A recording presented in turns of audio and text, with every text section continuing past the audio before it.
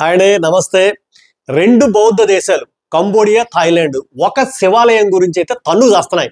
అసలు ఎందుకు తన్నుకు చేస్తున్నాయి అనేటటువంటి దాన్ని మాట్లాడుకోవడానికి ముందు ఇంకోటి ఏంటంటే, బోడిసత్వుడు అనేటటువంటి ఓ బొగడగాడు ఉన్నాడు. ఆడు ప్రతి శివాలయం దగ్గరికి, విష్ణాలయం దగ్గరికి, ప్రతి హిందూ ఆలయం దగ్గరికి వెళ్ళి ఇదంతా బౌద్ధారామాలు, ఒకప్పుడంతా కూడా బుద్ధుడికి సంబంధించినటువంటి స్తూపాలు, విగ్రహాలు దాంట్లో ఉండేవి. వీళ్ళందరూ వచ్చి బుద్ధుడి విగ్రహాలు పారేసి ఈ హిందూ విగ్రహాలు పెట్టేసి పూజించేస్తున్నారు అనే ఓ బోడిగాడు ఉన్నాడు కదా. ఆ బోడిగాడికి వీళ్ళందరికీ కలిపి ఓ చిన్న సమాధానం చెప్పబోతున్నారు. మొదలెడదాం మరి. అంటే ఇంతకీ యుద్ధం ఎందుకు వచ్చింది అనేటటువంటి దాన్ని తీసుకుంటే, యాక్చువల్గా అక్కడ దాదాపు 9వ శతాబ్దము 11వ శతాబ్దం టైంలో ఖమేర్ అనేటటువంటి రాజవంశీకులు ఆ కంబోడియా, థాయిలాండ్కి సంబంధించినటువంటి ప్రాంతాన్ని అంతటి కూడా వాళ్ళు పరిపాలించారు. వాళ్ళు పరిపాలిస్తున్నప్పుడు వాళ్ళందరూ కూడా శైవారాధకులు, అలాగే విష్ణుమూర్తిని కూడా పూజించేవారు. ఈ హిందూ మతం ప్రాబల్యం అప్పట్లో చాలా ఎక్కువగా ఉండేది.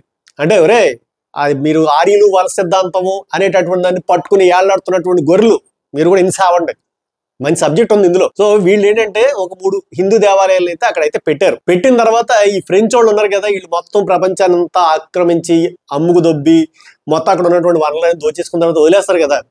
అలా వదిలేసే టైంలో అంటే మనల్ని కూడా వదిలేసారు చూడండి.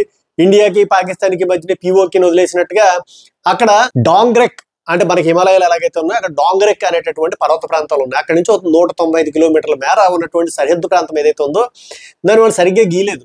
అంటే ఇది మీకు, ఇది వాళ్ళకి అనేటటువంటి దాన్ని సరిగ్గా గీలేదు. గీకుండా ఏదో అలా మీకు ఇది మీకేదో అన్నట్టు వదిలేశారు దాన్ని. ఆ వదిలేసిన దగ్గరే అసలు గొడవ మొదలైంది. అంటే అక్కడ ఏంటంటే ప్రీ విహార్, అలాగే టా మోన్ థామ్ అనేటటువంటి ఒక 2 దేవాలయాలతో పాటు ఇంకోటి కూడా మొత్తం 3 దేవాలయాలు అయితే ఉన్నాయి.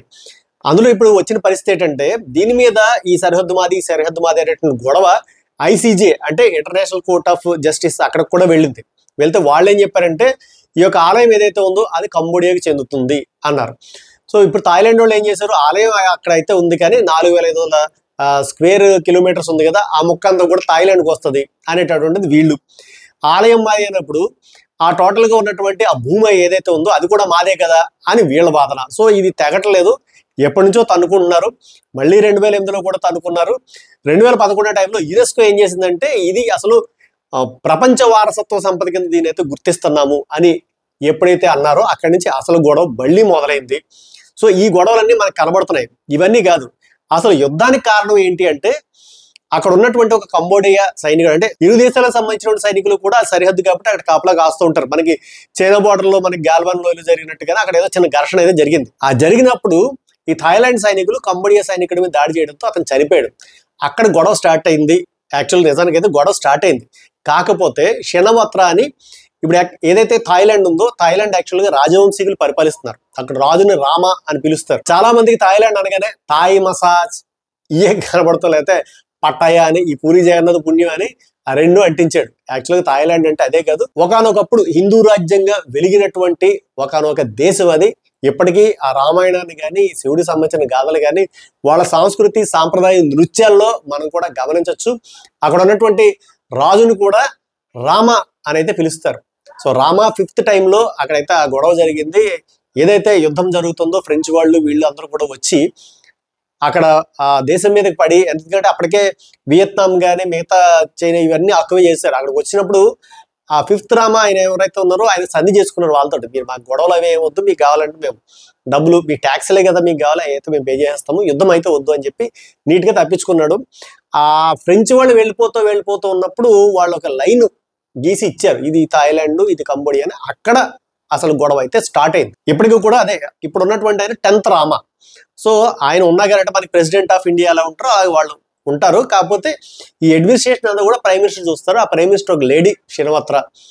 ఆవిడ ఏం చేశారంటే, ఈ జరిగినటువంటి గొడవకి అటువైపు ఏదైతే కంబోడియా ఉందో అక్కడ ఉన్నటువంటి మినిస్టర్ ఫోన్ చేసి, ఇలా కాదు, పొరపాటు జరిగింది అంకుల్, పరిస్థితి కాదని ఆ కాన్ఫరెన్స్ కాల్లోకి ఉన్నటువంటి ఆర్మీ మేజర్ తీసుకుని మొత్తం తలంటేసిందట ఆవిడ. ఏంటిది నువ్వు చేసే పని ఏంటి అని.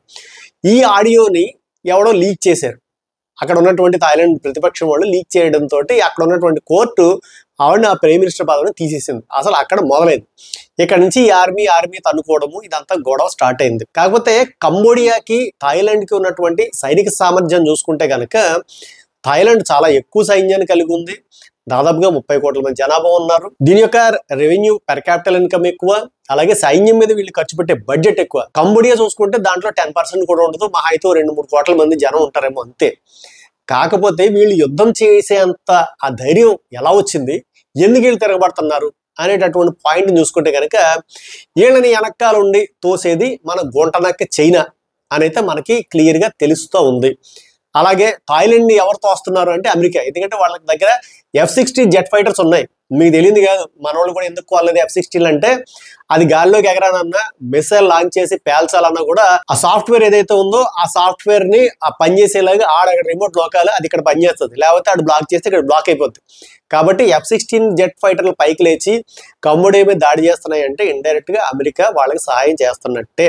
ఎందుకు అంటే చైనా కంబోడియాని బేస్ చేసుకుని ఒక ఆర్మీ బేస్ పెట్టే ఆలోచనలు ఉంది కాబట్టి అది జరగకూడదు. అది జరగడం అమెరికాకి ఇష్టం లేదు. కాబట్టి అటు చైనా ఇటు అమెరికా ఈ రెండు దేశాలను ఉపయోగించుకుని ఇండైరెక్ట్ గా యుద్ధం చేస్తున్నాయి. బయటికి మాత్రం థాయిలాండ్ కంబోడియా యుద్ధం చేసుకున్నట్టు అయితే కనబడుతున్నాయి. సో ఇది మామూలుగా విషయము. ఆల్రెడీ ఇప్పటికి దాదాపుగా అటు ఇటుగా కలిపి 34 మంది పౌరులు చనిపోయారు, 14 మంది దగ్గరలో సోల్జర్స్ కూడా చనిపోయారు అనేటటువంటిది కథ. కాకపోతే వెనకాల ఉన్నటువంటి కథ అయితే ఇది.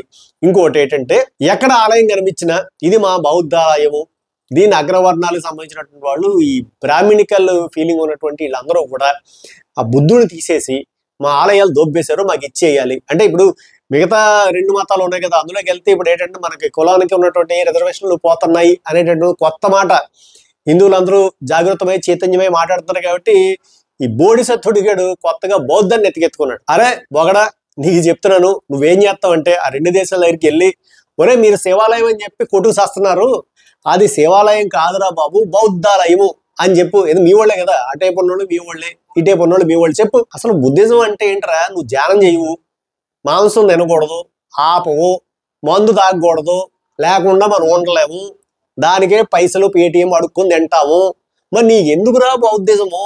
అహింసా మార్గంలో ఉండాలి, మనం మాట్లాడితే జై అని మొదలెడతాము కర్రలు తీసుకుని కత్తులు తీసుకుని.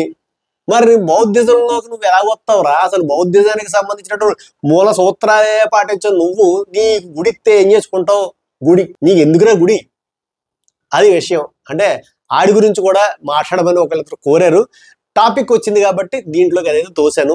సో ఈ థాయిలాండ్ కంబోడియాకి సంబంధించినటువంటి యుద్ధానికి మూల కారణం ఏదైతే ఉందో అది ఒక శివాలయం అవడం అనేటటువంటిది నాకు భలే అనిపించింది. సో దాని గురించి అంటే వారసత్వ సంపద గురించి కొట్టుకుంటున్నారు. కంబోడియాకి సంబంధించిన జాతీయ చిహ్నంలో కూడా ఆ ఆలయం ఉంటుంది. కాబట్టి మనం కూడా సంస్కృతిని కాపాడుకుందాం. బంగారం కానీ ఇంకోటి కానీ ఉంటే ఎవడో దొబ్బుపోతాడు. కానీ ఫ్రెంచ్ వాళ్ళు అన్ని దొబ్బుపోయారు, మైన్స్ దొబ్బుపోయారు. కాకపోతే నీ సంస్కృతిని దొబ్బుకుని వెళ్ళలేకపోయారు. దాన్ని కాపాడుకోవడానికి వీళ్ళిద్దరూ పడుతున్నటువంటి కష్టము నాకైతే కనబడతా ఉంది. పోనీ ఏదైతే ఉంది, నాకు థాయిలాండ్ అయినా ఒకటే, కంబోడియా అయినా ఒకటే, ఏదైతే ఉందో అక్కడ శివాలయం అనేటటువంటిది న్యాయంగా ఎవరికి దక్కాలో వాళ్ళకి దక్కాలని నేనైతే కోరుకుంటున్నాను. సో ఇదండి ఈసారి విషయం. మరోసారి మరో అంశంతో మళ్ళీ కలుస్తుంది. ఈ సూర్యాకుండి ఆ షేర్లు, లైక్లు, కామెంట్లు చెయ్యండి భయ్య, ఎందుకంటే మా ఛానల్ కూడా డెవలప్ అవ్వాలి కదా, మనకి వెనకాల డబ్బులు ఇచ్చేవాడు ఎవడో లేదు. అది విషయం. ఉంటామని, బాయ్ బాయ్.